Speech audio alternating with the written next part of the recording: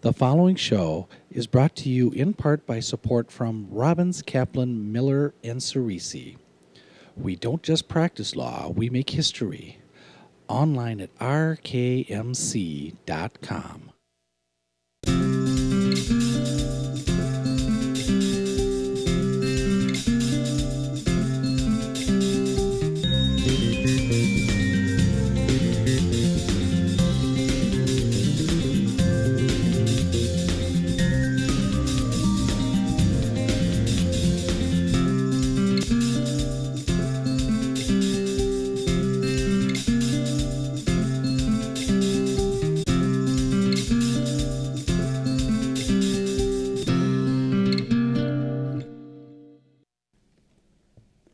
Hello and welcome. We have Representative Keith Ellison here today. He's the US Congressman representing the 5th District in Minnesota, which is most of Minneapolis and some of our suburbs. Delighted he could join us tonight to talk about his life, about leadership, and about some of the big issues that we have before us. We're taping on February 6th, so keep that in mind as you listen to us talk. Welcome, Keith. You know, Mary, I'm so glad to be here. Thanks for having me. I've admired your show for a long time, and it's honored we could get in. Well, it's great to have you on. I want to start out, as I do with most of my leaders, and kind of go back to the beginning in your life and talk some about Detroit, growing up in Detroit, some about your folks, which you and I have been talking some about. A little bit. Where were you in the family, Keith? Well, I have 2 older brothers, and I have 2 younger brothers, and we didn't have any so girls. So you're a true middle child. Yep, and I'm the middle child, and my parents have 5 boys, no girls, and we're all within about 10 years, youngest to oldest, and you know, my brothers are doing fine. The 2 older brothers are in Detroit still, and the 3 younger ones I'm in Minnesota, my younger brother's in North Carolina, and I got a brother in Boston. Okay, so pretty spread around. And you just told me your mother was a master's degree social worker. She is. She is. And still working, Every which day. I'm very impressed to hear. Well, she's irrepressible. You can't hold her down. Tell us just a little bit about her. Well, you know, I'll tell you this. You know, when I first got to Congress, you know, our leader was Nancy Pelosi, right, who was the exact same age as my mom. So I was used to dealing with strong women, you know, because my mother is that person. And so she's an MSW social worker. She does juvenile sex offender groups, and when the court gets a case in, if the juvenile doesn't have, if the offense is not too bad based on whatever scale they use, the court might send that juvenile to her program, and if the juvenile makes adequate progress in the program, they can go into some sort of a diversion. Whereas if they don't go, she'll report back to the court that they failed to meet expectations and will be routed through the regular juvenile court system. So she's got a tough job. Yep. And you said your dad is no longer working because of a stroke. What did he do, Keith? He was a psychiatrist. My father he's a physician and, you know, focused on mental health and was treated people in Detroit for many years until he had his own stroke. But he's still around. He calls me on a regular basis. I'm guessing your parents were an encouragement and inspiration for you going into working with people and for people and. Well, mostly my mom. You know, my father's idea was he was in a service profession, you know, the healing arts and all, but it was my mom that taught me that we all owe a duty to service. And you know, my father taught me many great things, but my mother taught me that, you know, if you're not trying to make a positive contribution to society, then you're not fulfilling your expectation as a good citizen. So that was a real direct message, wasn't it? That it was a direct message, and all my brothers have absorbed that message too. Interesting. Yep. You went to you here for law school and got your degree in '87. Yep. Where'd you go to undergraduate though? I went to Wayne college? State in Detroit, Michigan. I went to Wayne State. I studied economics there. Okay. And I went to grad school in economics. I thought I was going to be an economist, but I figured out I didn't want to do that. So, but it paid off because now I'm on the Financial Services Committee, and so we deal with economic questions every day, and I'm glad to be back doing it again. Yeah, I'm sure that's a great help. What got you into law school? You know what, I grew up in a household where the civil rights movement was a common topic of discussion. My mother loved to talk about how Thurgood Marshall spent the night at their home in Natchitoches, Louisiana, where she's from. And she liked to talk about how her dad was president of the local NAACP chapter in Natchitoches, Louisiana. And she would tell us about, you know, his struggles and things he went through. And so that inspired me to, you know, want to be about service, balance, human equality. And when I realized that, you know, studying economics wasn't what I thought I wanted to do, I applied to law school, and I think it's probably one of the better decisions I ever made. I interviewed Don Marshall, whom I'm guessing you knew at law school, and he told me about a great quote that was his, actually. He said, "Never whisper justice." And I think of your work and think of him. I can see him saying that. Can you? Oh, yeah, he was a wonderful law professor. That's a great line, isn't it? Well, you know, I could tell you he was a wonderful law professor. He was a great law teacher. And, you know, our community can be proud, you know, of the many lawyers who he touched that now serve people in the Twin Cities. I read that you were considered a civil rights lawyer, but I don't know where you worked before you actually got into the Congress here in Yeah, you know, I started out my law practice at Linquist and Benham Law Firm. Ah, okay. And I went there. I was there for several years. And after that, I went to become the executive director of a real institution in the Minnesota legal world called the Legal Rights Center. It was founded by a great lawyer named Doug Hall, followed up by another great lawyer named Billy McGee, who died of cancer at the young age of 47, but he used to be he went on to be our public defender. You may remember Billy. He's a great leader and an inspiration and mentor to me. And then I was there for many years after that and had a great time there, learned lots there, and then started my own law, well, joined 4 other friends to be in a law firm. We did that for a few years, and then I went to the Minnesota State Legislature. Right. And 203, am I right? Yeah, 202. I got elected in 202, started serving in 203. 203. And then I started my own law firm.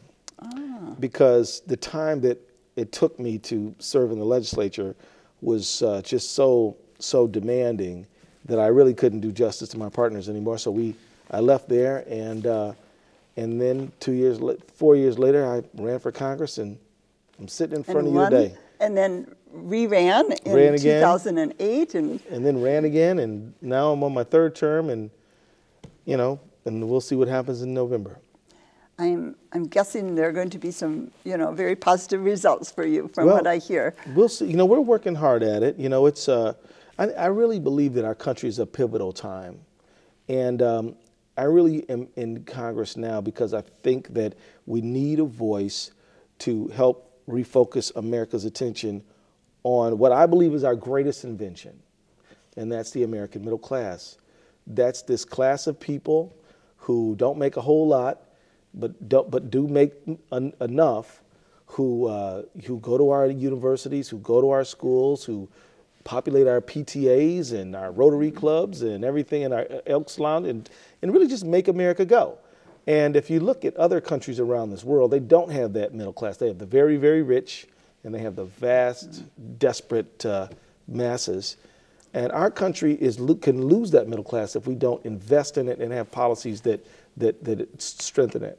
Well, don't you think in a way we are losing our middle class numbers because of what's been happening the last few years? Yes, I do. I mean, in terms of percentage of income, not going up in the middle class, jumping up in the upper class. Well, you know, for the last 30 years, income for the average American has been pretty stagnant, whereas for the wealthiest 1%, it's been skyrocketing. And I think I read it's quadrupled. Oh, it's quadrupled. Just in the last few years. Well, here's how bad it is. Even the very rich think it's a problem. People like Warren Buffett says, this is ridiculous. I should not pay a lower tax rate than my secretary. His secretary, pretty well-paid person, pays 35%. He pays about 15 to 17% because he's paying based on, capital gains rate, which is about, 15%. Mitt Romney paid 13.9%. And so, when we have perverse incentives in our society. And this basic law of nature, I think, that to whom much is given, much is expected, we are violating that. And we're not asking the most privileged to make a contribution to our society. How do you best think, Keith, that we can shift this around? Because it's not easy to change this kind of tax code. Well, before we start changing the tax code, we have to make a case for civic virtue. Explain that. Well, we have to remind people, that the taxes are not a punishment. Taxes are the price we pay to live in a civilized society. You want to drink the water? You want to breathe the air? You want an educated population? You want roads and bridges you feel safe driving across? You want a police department who is staffed well enough to respond when you need them? We got to pay taxes. So in a way, it's a privilege? Well, I think it is. Now, I do agree with people, many of whom are conservative or Republicans, which say that the government should be efficient. And as a person who is a liberal Democrat, I want to tell you that you won't find me making excuses for inefficient government. We have to be more efficient. We have to use technology. We have to be responsive and treat the citizen like a customer. And we have to do all those things. I think we do. There are a number of places we can cut. I can think of a few offhand. But at the end of the day, this thing that people have been teaching, that taxes are some sort of punishment, is a ugly idea. It's a pernicious idea, and we need to reject it. And we need to restore civic virtue. The idea that, hey, you know what? This is a great society. It has allowed people to make a lot of wealth, and because of that, we need to protect it and invest in it and give back to it. Do you think the Buffett rule bill has some traction, has legs? Yes, I do. I absolutely do. Yes, I do. People are talking about it in a positive way? Absolutely they are. And I think, well, just look at the Republican nomination. I mean, you had someone like Rick Perry, who's now since dropped out. He said to Romney that, look, there's a difference between venture capitalism and vulture capitalism, right? And, even within the Republican group, they're arguing over this issue of, rules, limits, how far is too far. And I think this is a healthy thing. I think that there's a lot of Americans on both sides of the political spectrum who are coming to the conclusion that there needs to be a ladder up for people who are in the middle class and people who are aspiring to it, the poor. There was a great editorial just a couple of days ago that I cut out, and it talked about the vested interest that everybody has to seeing that the poor do step up. Absolutely. But I think people don't always think of that. They don't realize what having a large group of people below the poverty line, Right. and what is it now, 1 out of 5 kids Huge in number, our like, country about 20%. are poverty level. Well, poverty is a crushing thing, and it's a growing and emerging problem in our society. I mean, it's important for us as Americans to remember that poor countries have rich people, and rich countries have poor people. And in our society, if you go to a place like Second Harvest, you'll see that the lines are long. And there is hunger in America. The richest country in the history of the world has people who are hungry, and it's not like gravity. It's not an act of nature. It is a set of policy choices we have made. Like I told you that before we start talking about the Buffett rule, which I absolutely am in favor of, we needed to talk about civic virtue. Well, we also need to confront an idea, like we need to confront this idea that taxes are punishment. We've got to confront this idea that the winners, the economic winners and losers, are people who make bad moral choices. There's this idea out there that if you're poor, maybe it's because you are morally deficient in some way. Maybe it's because you're not good with money, or maybe it's because you waste money, or maybe it's because you are addicted to drugs, or maybe it's some sin that you have committed. Where the truth is, even the Bible says, you know, the sun shines on the good and the bad. The rain falls on the good and the bad. It's not a sign of sin that somebody is going through hard times. And anybody who's fighting cancer can tell you that. Anybody who has been faced bankruptcy because of medical debt can tell you that. You know, there are people who are renters who've never missed a rent payment, but because their landlord got foreclosed on, they have been found themselves homeless. What's their blame? You know. Do you think, in one sense, that having a lot of people feeling more vulnerable with our economic situation as it has been, that is going to increase people's tolerance and understanding of the lower class?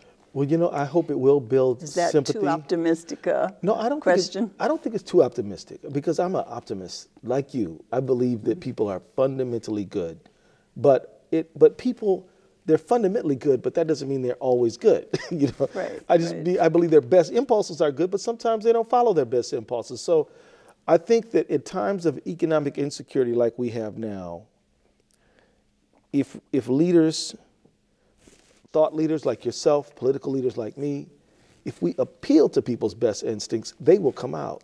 But if we appeal to division and we appeal to people's sense of vulnerability and fear, that can emerge too. And that's one of the things in this political season that I've found very disturbing. So you hear somebody like Gingrich say, food stamp president. In my opinion, that is an appeal to people's base nature. It's an appeal to people's worst instincts.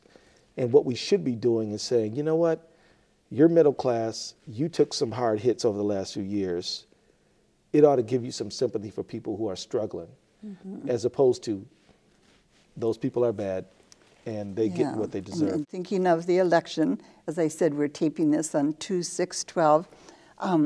I just read in today's paper that $3.3 billion is probably going to be spent on political ads on television in the next year here. It's an obscenity. And it's based on the Supreme Court judgment of 210. Citizens United versus Federal Elections Commission, yeah. Is there anything that can be done to stop this? Yes. I mean, not immediately, though, right? I mean, we're going to go through this year with that kind of well, approach. let me tell you, the immediate thing to be done is that Americans of all backgrounds need to say, who are you spending this money? What is your identity? And ask for transparency. Demand transparency. I think this is the first thing. Earlier this year. Demand it through whom, Keith? Well, through the media. They need to talk about it. They need to tweet about it, Facebook about it. Call your member of Congress, call your editor, and just really, I don't know, I mean, send a message. Start raising a ruckus. Right, huh? right. Send a message in a bottle, something. I don't know. But the bottom line is people have got to raise their voices. We live in the era of the supercharged individual. The individual has much more power than they've had in the past through social media. Use that to talk about the problem of money in politics. People will respond. If you recall, maybe a few months back, two of our big Minnesota corporations invested money in a particular candidate, and that candidate was saying some things that people found to be unfair and discriminatory, and that those two companies had to pull back on their investment because their employees wouldn't tolerate it. Now, so what I'm saying is, in the short term, we need employees standing up saying, look, companies should make a profit for sure, but when they delve into the political world like that, we're going to have something to say about it. And I think that so that's what people can do in the very short term. In the midterm, we need to pass some laws that require disclosure, which the Supreme Court, signal would be legally permissible. But I am one who believes we need a constitutional amendment. We have amended the Constitution at least 26 times. Let's do it again. I believe that we need a constitutional amendment which says three basic things. One, corporations are not people. Two, money is not speech. Three, America and our democracy is not for sale. And that Congress can regulate companies the corporate entities and can regulate political speech. I think those are some basic things we should do. I think it should absolutely always be America for an individual to say whatever they want to say. But I'm talking about an individual who's a living, breathing individual who was born on a certain date, who will die at one point in their life, and who has their own opinion, who has a soul to save, a moral compass to appeal to. But a corporation should never be considered a person. And it was a legal fiction from the beginning. Do you have some colleagues in Washington who are joining with you on this push? Yes, we do right now. Absolutely. We have them in the House and the Senate. Okay. Tom Udall is working on this. Bernie Sanders is working on that. These are two senators. Right. I know that Senator Frank and Ann Klobuchar are very concerned about this. And in the House, we have a number who are signed on to our bill, and we're gathering steam every day. And so I believe the prospects are good. But what we need is the people. And the people operate like the wind to a sailboat. Mm-hmm. The members of Congress may be the sail, mm-hmm. but the boat can't move without the wind. So again, people need to get involved to feel like they've got some power. Absolutely. They have the power. They have the ultimate power. Mm-hmm. But they need to believe it, don't they? Absolutely. We don't have a lot of time left, Keith, but I know that voter issues are close to your heart. They are. What are you recommending that we do differently right now in the nation? There are 38 states that are entertaining bills that would require a government-issued photographic ID in order for someone to cast a ballot in an election. 38 states. Yeah, 38 states. There's 10 states where they've passed. I think that this is threatening to our democracy because the IDs are not always easy to get. A lot of people don't have them. Now, maybe 1 or 2 or 3% of the people may not be able to get that ID who, in fact, are eligible voters. But those 1 or 2 or 3% are our fellow Americans, and we shouldn't exclude them. Let me just tell you about a woman named Dorothy Cooper, if I may. Dorothy Cooper is in Tennessee. She lives in the state which passed one of these laws, and she's 94 years old. And every day before 1965, she was denied the right to vote because she was black. But after the civil rights law was passed, she voted in every election. But recently she showed up in Chattanooga to vote, and she did have an ID. She had a Chattanooga Police Department ID with her picture on it, but she was denied the right to vote because under the state law, this voter ID law, that kind of ID wasn't permissible. And so she was denied the right to vote. Now, Mary, if you compare, like, say, look at Texas, they've passed one of these laws too. And in Texas, you can use a gun ID, and that's in the statute, it says this is a permissible ID, but a student ID is not. So my point is that in Minnesota, there's one of these bills pending. It may end up on a constitution, and it'll be a ballot issue that we'll have to vote on. And I'm trying to help people who have IDs and go about their business, whipping out their IDs several times a day. I'm trying to sensitize them to the fact that there is about 1, 2, 3% of the people who don't have IDs, and in a state of 5 million people, 1% is about 50,000 people. You know, Mary, our seniors are particularly vulnerable. We got people nursing homes all across this state who were born at home, who may not have a birth certificate, and it's just really hard and time-consuming to get those documents. Which one would need to get the IDs? So even if the IDs are free, then the documents to get the IDs are not free. So and it still adds another step, doesn't Absolutely. it? Absolutely. I think, too, about people who are disabled. Disabled who people. Maybe are totally alert but unable to drive. Yeah. So and why shouldn't they have the full benefit of being an American, which is to vote? So that's a major issue. I was looking through the papers today and I thought, oh, I have so many things I want to ask you about going on in Washington. We'll just have to come back, Mary. You'll have to come back. But it led me to sort of a basic question, and that is, how do you personally keep up on all the things going on and have a sense that you can trust your vote, trust what your staff are telling you, when there's so much research to be done? Well, you know, Mary, I have been blessed by being a reader. So I go through several papers a day and read books a lot. But then again, you know, I am in touch with constituents all the time and ask them their views. I call people back when they call me. And at the end of the day, you just have to trust that your vote's going to be the best you can do. Mm-hmm. That's a good way to put it, the best you can do. Mm-hmm. I've had votes that I have regretted, and I've had votes that I've taken where a lot of people disagreed with me, but I am still convinced that it was the right thing. Mm-hmm. Well, you're not going to have everyone agreeing with you all Nope, the time, not are in you, this for business. sure? We need to give a website. So if you would like to learn more about Keith's positions, if you'd like to learn more about some of the votes that he has done, go to www.keithellison.org. One last quick question. What has been the hardest thing about being a U.S. Congressman, Keith? Staying in touch and making sure that I'm able to listen to as many voices as I can, getting into the schools, getting into the neighborhoods, listening and calling people back. I do it all the time, but I always feel that I wish I had more time to just make sure I'm listening to everybody.